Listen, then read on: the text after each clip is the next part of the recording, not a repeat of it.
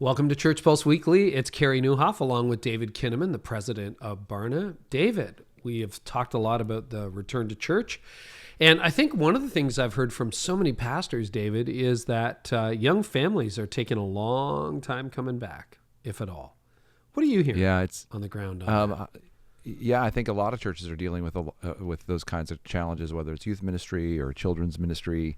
We talked at the very beginning of the pandemic about what we described as the psychological impact that, I having done a lot of social research and seeing how this was shaping up, I anticipated this would be not just a long pandemic, but the impact of the psychology of being separate, lasting for a long time. And a lot of people are obviously going back to school because that's sort of a necessity. And I think, sort of like youth and young adult sports and children's sports are back up and rolling with a little bit, a little bit, but not much disruption.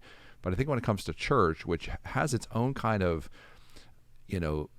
like unnatural rhythm, right? Like it's very rare we all go together to go somewhere as a family, pile in the car to go do something. I mean, maybe you would talk about going to a theater, maybe you would talk about going to a restaurant, but there's very few things that kind of have this sort of gathering together on such a consistent basis. It's one of the great powers of the church and one of the reasons why I think gathering together is so important. But so far we're seeing, some leveling out of church attendance, but also many congregations that are really still struggling with that. And I think families and again, working moms have been particularly hit hard with the pandemic. And just like so many people are wondering, like, do I really want to still do the work I'm doing?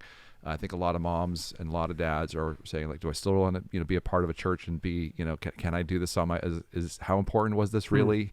And so I think there's some of those kinds of questions that are entering into people's mindsets, and they're wondering, like, what's the real value of the church here in our time? And I think children's ministry is really taking the brunt of that set of questions. And yet, children's ministry, you did a study that isn't even a year old, remains a really important plank. I always thought, as go the kids' ministry, so goes the church. And I wonder if that's still true. What are you seeing in the data, David, as we prepare to think about kids' ministry in this conversation today? Yeah, so we've done a study looking at children's ministry leaders, and 64% of those leaders strongly agree that churches cannot grow without effective children's ministry. I feel like this is, as you just said, one of the planks of effective ministry.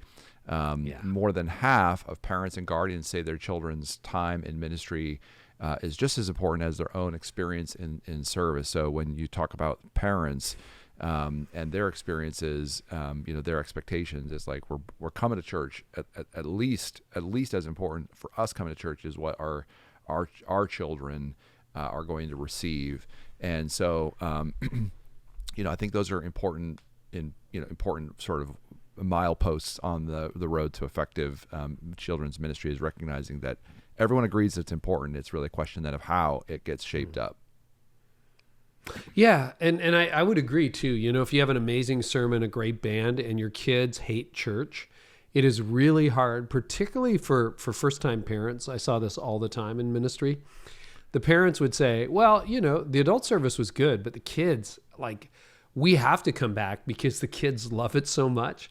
And I think you can lose fundamentals like that in the midst of the craziness we've been through. And then what about sources for discipleship for families, David? Tell us a bit about that. I was going to agree with that. I think that there is this sense in which we're in a period of the importance of caring well for the next generation, just to the point you raised. And I do think we're also in a period of time when there's a lot of good questions being raised about how to best do formation. So on the stats side, we find that more than 9 in 10 children's ministry leaders say that the home is the source of discipleship. So church leaders are saying we see the home being the source, but parents actually look equally to both the church and the home for discipleship. And I think a good argument could be made that both are right. Like, it's actually right for children's ministry leaders to say, we want this work to be being done in the home, but I also think it's okay for for parents to expect ministry leaders to do some of that as well, because a lot of parents are struggling. Like, you can't give what you don't have, and there's some real challenges. I mean, we've done a fair amount of studies now looking at the transference of faith, and we've just finished this big study with Awana called Children's Ministry in a New Reality. A lot of the stats I'm referring to are coming from this brand new project from Awana. We're going to be hearing from Matt Markins here in the interview today about the study and about his perspectives related to this. And I think this is such an important study. Barna Group has about every 20 years come back to children's ministry. I've focused a lot on teens and young adults, and yet children, are in many ways sort of the cornerstone of the effort. Like, we've actually got to look at the earliest ages and not underestimate the importance of doing effective, smart, formative work. And again, I think there's such an important moment here for us to be thinking about this. This brand new study will be coming out in about a month from now, and we're so excited to release it to you all as listeners and longtime Barna fans and our audience. We're so excited to be able to help equip you for ministry in this new reality, especially to children. I think it's such an important part of what all of us are called to. We're all stakeholders in the future of the church, and children are that future. And it's such an important moment for us to be rethinking our models and methods of discipleship so that we can actually change that outcome of only what we see in our research. Only 10% of young people who grow up as Christians end up becoming resilient disciples. So We've got to come up with some different pathways that might make a bigger difference. So that's where all this comes from, is our new study. That's amazing. Well, before we jump into the interview with Matt, Barna has loved getting to work on this research project, and report alongside Awana. And later this month, we are going to be sharing some of the initial findings in a free webinar called Children's Ministry in a New Reality: 4 Trends Affecting the Future of Kids Discipleship. We're also coming out this month with a new journal with fresh findings around this topic, and that'll be releasing at the end of May. To register for the webinar and learn more about the journal today, go to barna.com/Awana. That's barna.com/AWANA. And now for Matt. Matt serves as the president and CEO of Awana, a global leader in child discipleship. Matt firmly believes that in this cultural moment, God is calling church leaders and child influencers to understand the times and to make resilient child disciples who will lead the church in the future. Prior to joining Awana, Matt served in leadership roles with Randall House Publishers, Thomas Nelson Publishers, and was the co-founder of the D6 Conference. And he is also the co-founder of the Child Discipleship Forum, and has co-authored 3 books. That's a long bio, Matt. Welcome. We're really glad to have you. I'll work with the team on getting that a little shorter. No, I meant that was impressive. That's a lot of stuff to accomplish. Yeah, it's great to be with you too. So, Matt, let me start here. You've done this study with Barna. You've had a chance to see some of the results. What are the trends that surprised you? I mean, this is what you do for a living, right? But always when you look at the data, it's kind of like, whoa, what was that? Anything surprise you? Well, the research that came out 15 years or so ago about this idea that parents are the primary disciplers of their kids. And I think, theologically, no one's arguing with that. I think what surprised me, though, however, here we are kind of 15 years after that, the beginning of that movement.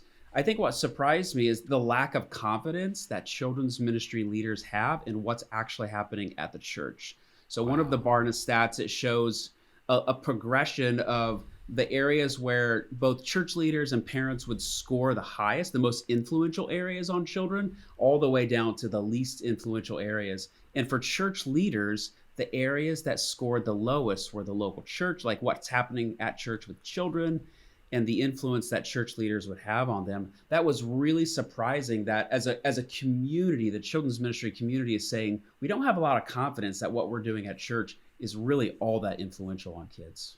Really? Okay. So as somebody who hasn't had the privilege of reading the report, can you unpack that a little bit? So you're saying, what I expected you to say is church leaders were not very confident of what's happening at home. But what you're saying is have I got this right? Like, I'm leading the church, but I'm not confident that it's making a difference in the life of a child. Is that what the Yeah, and report I found? think they're also saying what you said about the church as well. Maybe a better person to ask this question to would probably be David. But my interpretation of what the data is saying is, it's the church leaders think it should be happening at home, and they have such little time on a Sunday or on a weekend with the children. With that limited time available, there's just a lack of confidence that what we're doing with that time, that we're making an impact. What's really cool though about the data is there is some stuff they are doing at church that is having a big impact, and I think we just need to put more light on those areas. Yeah, I think one of the ways to think about what we're seeing largely, and again, working with Awana has been a great privilege.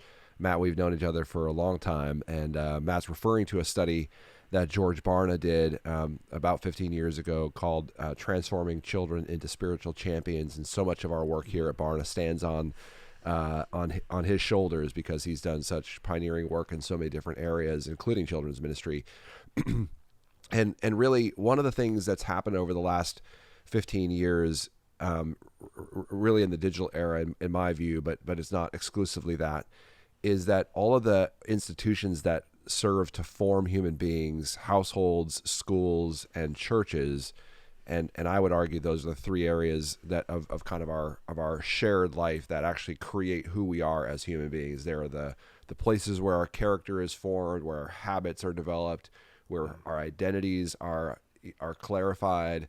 Now that could also be the workplace and the marketplace, and our political spaces, but those are not primarily about human formation. Households, schools, and churches, in fact, are sort of ordained by God to do that.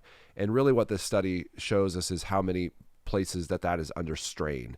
Households are under strain. We didn't look a lot at schools, but a lot of our other work is showing how local schools, even Christian schools, are having difficulty in the formational process. And churches are also having difficulty. And a lot of that is because people's attention spans are much shorter. Even prior to the pandemic, regular church attenders were coming just 1.7 times a month. Really regular people were only coming, less than half the opportunities that they'd have on a given weekend. And households are they're under absolute assault when it comes to, the content that's coming into their homes, into the minds and hearts of young people. So that's just a little bit of context, is that how are we going to create these institutions that can form deep and resilient disciples? That's the real question I think all of us are facing today. Yeah. Matt, I'd love to know, because both of you have referenced a report that's 15 years old, which, I've spent a lot of time thinking about over the last 15 years or more. But in your experience, Matt, what has changed the most over the years that you've been in children's ministry? And to that end, just to nuance it a bit, what part of the old approach in your view still works? And then what parts are broken and need to be changed?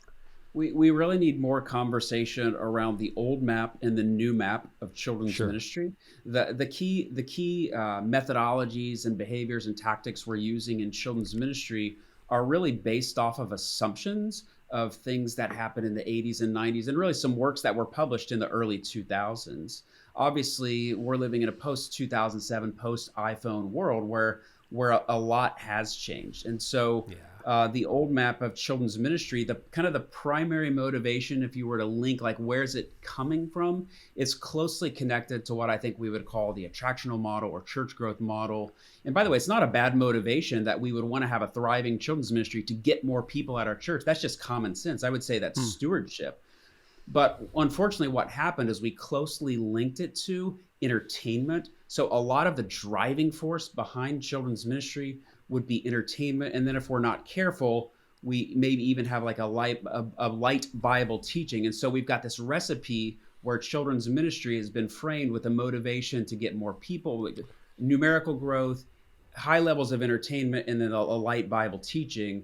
And so we have an opportunity to ask ourselves the question, are those cities on the old map is that the same driving force of children's ministry of the future? So I would say we just like an old map maker, you could look at an old map from 100 years ago or 200 years ago and compare it to now. What's the difference? The difference is we have more information. So we have more information about what's forming our children in terms of secularism, post-Christian culture, even Christian culture, as compared to the gospel spiritual formation, child discipleship. And so as we look forward into the future, we have an opportunity to ask ourselves, what should be the new cities on the map of children's ministry? And rather than it being motivated primarily by numerical growth, I think it should be motivated by lasting faith, forming people in the image, and including children, forming children in the image of a resilient disciple. So then we can have good conversations around, well, what does that look like? What should those key areas of children's ministry be that are going to lead to lasting faith in children? I think that's a great goal. Let me just give you a real easy question to follow up on that one, Matt. So when you're dealing with children's ministry, like, the spiritual formation of 5-year-olds, 8-year-olds, 10-year-olds, how do you map lasting faith? I mean, all the studies that are done now on Gen X as they're leaving the church, and David, you've done a ton of research into this, shows that we're not forming, as a rule, resilient disciples. So, I mean, we could change the map on this overnight and end up finding out 20 years down the road that we really haven't changed anything. Yeah. Any thoughts on that? I think what I would do is I would reverse engineer. There's 4 books that have been published in the last couple of years. Let's start with adulthood and go down to children. So with adulthood, sure. I would talk about John Mark Comer's The Ruthless Elimination of Hurry. And under that, I would put David Kinnaman's book, Faith for Exiles. Then I would put Carey Powell's book, 3 Big Questions. And I would put Awana's book, Resilient. All 4 books are having the exact same conversation, 4 different life phases: adulthood, young adulthood, students, and children. And what's remarkable, if you read all 4 books, we're really all saying the same thing. We've all done research answering the question, what is forming a child or a human disciple at each of the different phases? And David did some great work that I think we can reverse engineer back into childhood. And we found those 3 areas to be what we call belong, believe, become, or belong is highly relational, believe is deeply scriptural, and become is truly experiential. So if I were a kids pastor today, I would want to read all 4 of those books and look for those key themes and how could I build my ministry around relationships, scripture engagement, and experiences with children. Yeah, David, anything to add on that as an author in that list? Well, thanks, Matt, for mentioning the projects that we've done, and I think Kara's work is incredible. Sticky Faith, and she's done some incredible work on that. Carey Powell, and I think another way to answer the question, Carey, is that we know what we're doing right now isn't really working, and it's not just not working. Sort of, it's not working at all. And that's not to say there's never any good that comes of it. God does good even when, despite our best efforts. But only 10% of 18 to 29-year-olds are resilient disciples. And what we're doing out of all that come through our churches or have experience in our Christian communities, only 10% are resilient disciples. So what we're doing isn't really working unless we're really happy with only 10% sort of resilient discipleship output. And so even if some of the things that we try don't end up working much better, at least we're trying something different. At least we're leaning in. And the benefit of social research is it doesn't always tell us causal relationships. If you do this, then you will have certain outcomes. But it at least tells us something about the resilient disciples and what makes them distinct. And could we then orient our work towards trying to produce more of the good things that seem to be present in the lives of these resilient disciples. Carey Powell has done a book called Sticky Faith, another book called Growing Young, where she's looking at the church environments that create essentially, not her words, but resilience. And Faith for Exiles was really looking at the qualities of those resilient disciples. And so, I think but basically what Matt and I would say is that people should be doing their homework. You don't have to agree with any of the things we've concluded in the research and try it, test it. I mean, push back on it, but try to do something different. Look at the underlying assumptions of our ministry and why are they not producing more of what we really hope for? And I think the answers start to really stare you in the face. And then it comes back to, just to put a particular sheen on this, Jesus says it would be better for us to have a millstone put around our neck than for us to mislead, or, that's about heresy, but it's also like if our models are actually not producing what we want. Jesus puts a very high standard on the outcomes of our ministry, of the faithfulness of our work.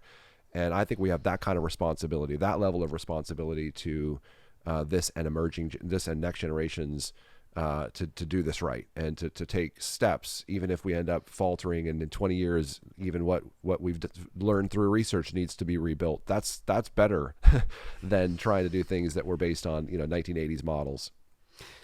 So one of the things you both hinted at, which is a very big concern, I think, for a lot of people, is digital technology. The iPhone really has changed discipleship. David, you've written a lot about that. Matt, I know this is in your world. And, it's not just in kids and teenagers. I'm reading a book right now by Johann Hari called Stolen Focus. And it really chronicles, it's a little bit like a follow-up to Nicholas Carr's The Shallows, but where even adults, like academics who maybe got their doctorate 20 years ago, are having trouble reading full-length reports because something is happening. There's a hijacking of our minds.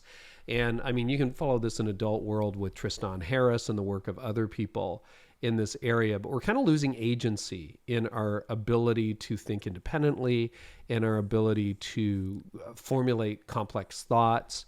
And, I've had the advantage of a long pre-digital memory, and it's happening to me. How does the iPhone change discipleship for 14-year-olds, 8-year-olds, 10-year-olds? Like, what's happening there?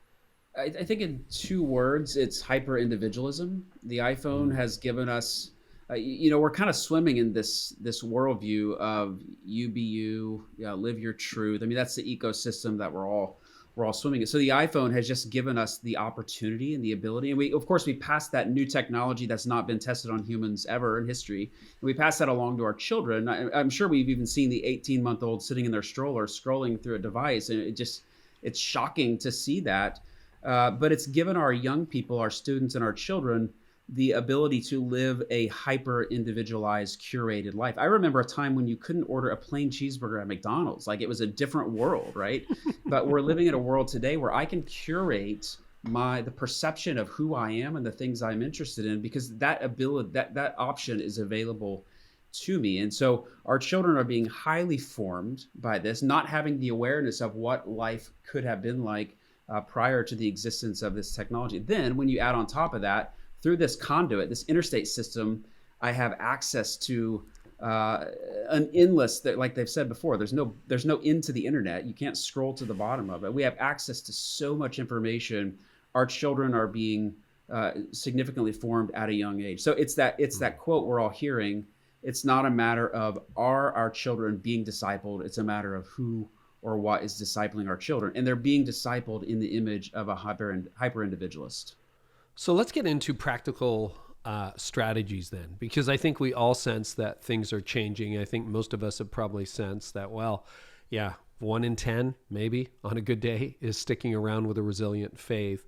But when you're thinking about re-engineering, you talked about the big 3 areas that you would be focusing on. Can you drill down on that a little bit? Like, what does discipleship practically look like for elementary and middle schoolers, Matt? So I think a question I've been asking since 2013, perhaps even before, the question that my wife and I have been asking, where we put our energy into, is asking the question, what is it the local church does that leads to lasting faith in children? And having done up to this point 7 children's ministry research projects, one of them with David and the Barna Group, we keep coming back to these 3 key areas. Generally, we would call them relationships, Bible engagement, and experiences. Organizationally, we call them belong, believe, become. So as a children's ministry leader, whether that's in a mega church where I've got a large staff, or even at a small church where I'm maybe a volunteer or part-time, I think on my imaginary whiteboard, I would put those 3 areas: relationships and community. How can we design our entire children's ministry ecosystem and experience and system to be highly relational, to where we see children, we know them, we understand what their needs are. I know that this child is a high performer, an accelerator, and this child has food needs and has basic needs that are unmet. So, and everything in between. So is that like small group leadership? Sorry to interrupt, but I want to get very practical. Correct. So you don't have a teacher, you have a small group leader? Is that what it is, or what is it? Well, that's for the local church to determine, right? Because we have some churches that do maybe a large group, small group format. Other churches are still doing Sunday school and children's church, but that's setting up those leaders to where our starting point is understanding we have to know these children. Jesus said, "Go and make disciples." That's a human being engaging with another human being. So our system cannot only be about facilitating a large group time. It has to have small group structures to where kids are known by a loving, caring adult. We've all heard about the Harvard research for the Center for the Developing Child. Resiliency is because children have someone who's going to walk alongside of them to help them through life's challenges. So that first area is relationships and community. So build my system to where that is a core value. And by the way, that may involve senior leadership partnering with me in that, because senior leaders can cast vision about volunteerism in service in a way that can transform the way a community comes around children. But that second area is Bible engagement. We oftentimes teach Bibles through digital devices and even on screens, which is fine. But kids can also be confused if they never see, like, the Bible is God's word. It's an inspired book. So even holding a physical object and reading it together and singing it together, all of these key tactics and behaviors we can teach children to participate in. That sounds like common sense, but if we're not careful, we've streamlined all of our systems to where it's such a digital experience. We may not be engaging children rhythmically and consistently with Bible engagement and giving them the skills to interact with it on their own. And that third and final area is experiences, meaning children need people to engage and interact with their lives consistently, whether that be a parent, a coach, a community, someone who's looking out for them and helping them navigate a very tricky world that's far different from the one that you and I grew up in. How is that different from the first point? Like if you've got a small group leader or relationally based ministry, is this more one-to-one, or like how is the third experience is different than I would say the complexity and nuance and time it takes to unpack the answer. But experiences, I would say, are teaching children the practices of living out the faith and connecting with God relationally, engaging his word, experiencing God's presence, as well as what we were just talking about, which is also navigational and walking alongside of it. So experience is kind of a broad category for experiencing God, using my gifts and talents to live out a life, and then also someone walking alongside me as I experience life itself.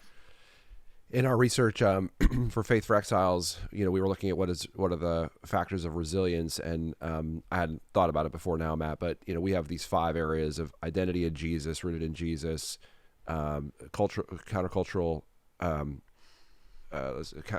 mission, which means sort of like evangelism and other things, generosity, and then a third thing called vocational discipleship, all of which would be kind of areas that could be experience driven. So how do we experience Jesus? How do we learn about our efforts to evangelize and steward? And like God's word is so replete with descriptions of our care for the poor and how we see others across various socioeconomic. And I think kids are they're one of the just to pause my little thought here and go on something else for just a second, and I'll come back to it, is that one of the fundamental truths of our research through the many years, starting with George's work, our work with Awana, and then now just 15 years or so of me studying millennials and Gen Z, is that we absolutely do a disservice to young people by not assuming they can learn as much as there might be some age graded things, but we underestimate how much they can be challenged by the sophistication of the message of the gospel. The gospel is a very simple message, but life in the real world is incredibly complex, and it's only intensifying. And if you take anything from this podcast, at least for me, it is that we don't expect to challenge young people as much as they want to be challenged. And by the way, parents are living in fear in ways that even Christian, especially good Christian parents, live in fear for reasons that are I think unbiblical, because we're supposed to have a sound mind and a spirit of power and love and sound mind, not a spirit of fear. And so what I hear Matt saying in his 3 we also have this area of, like a learning community based on Scripture, which is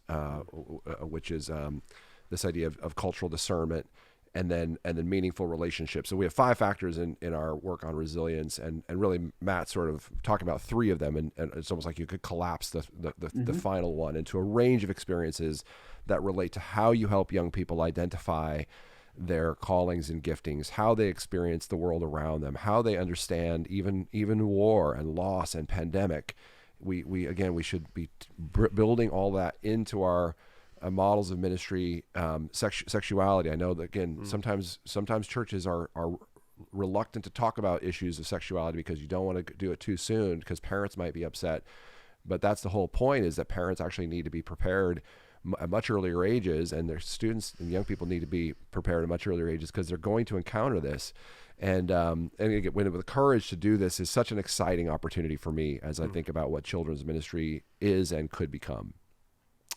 So I want to ask you, because again, we talked about it briefly, touched on it. What is the role, Matt, that parents versus children's ministry leaders can play in engaging the spiritual formation of their kids? Because you're right, if the church is feeling under-equipped, I'm sure parents still feel the same way. So what can parents do, and how can church leaders and parents partner together? Yeah, going back to that objective model of those 3 B's, those 3 areas: belong, believe, become, or that belong, which is relationships. So what we've been trying to say is, for some children, it's going to be a highly engaged parent or even a moderately engaged parent. For other children, it's going to be some combination of both. But for some children, it may only be the local church. I read an article this past year that said the church discipled me, and it was a story of an encounter after encounter of it. It was really only the church that discipled this particular author. My point is, the key is, the insight here is that one loving, caring adult can make all the difference in the relational engagement of a child's discipleship journey. Ideally, it would be the church and the home working together. And so I think the family ministry movement is at a stalemate. That work we referenced earlier, George Barna's work of parents are the primary disciplers of their kids. I think we hit kind of a stalemate where the church has really adopted that message, but the parents are not necessarily picking up the ball. Carey work in Sticky Face said that only 12% of parents are actually engaging with their students in terms of spiritual conversations. And so it's really not happening. I think the only way to break the stalemate is for the church to move beyond programming to equipping and community building. If we can change the culture of the church to become more about how do we have a community that views children as individuals we've got to come alongside of relationally, and then actually move to equipping. Again, we have that soundbite of parents are the primary disciplers, and we give them resources, but have we ever taught them the vision, the skills behind it? So I think once we move to equipping, we're going to start seeing the needle move a little bit. But without community and equipping, we're going to continue to be at a stalemate. So I think that's what parents really need is community and equipping. So what I'd love as we wrap up is a short word from each of you on, because these are really big issues, and we're talking about generational shifts and once in a decade shifts. Something really practical, a senior pastor, student pastor, next gen pastor, children's pastor can do, or even a volunteer, as a result of listening to this podcast. If they're like, okay, those are really big issues, what can I do this week that will make a difference? David, what would you say? I think trying to understand young people in your congregation really well, like listening to them, asking them questions about what they want to do with their life. Matt talked about hyper-individualism, and the church should be the most hyper-individual community that we ever encounter, which is to be known by our people and then to be known ultimately by God, who sends us out on mission. And so the more you can practice listening, hearing, understanding, wow, if a 9-year-old could articulate what they want to do with their career or with their mental health issues they're struggling with or with their fears, if we could create the kind of community that actually hears and listens to individual students in a way that's even deeper than what our iPhone or what our smart device can do for us, I think we could actually change the way people experience the gospel. And so how can you become the right kind of, like I think technology is the wrong kind of hyper individualism, even though it's a very powerful device and we want things to be, suited for our lives.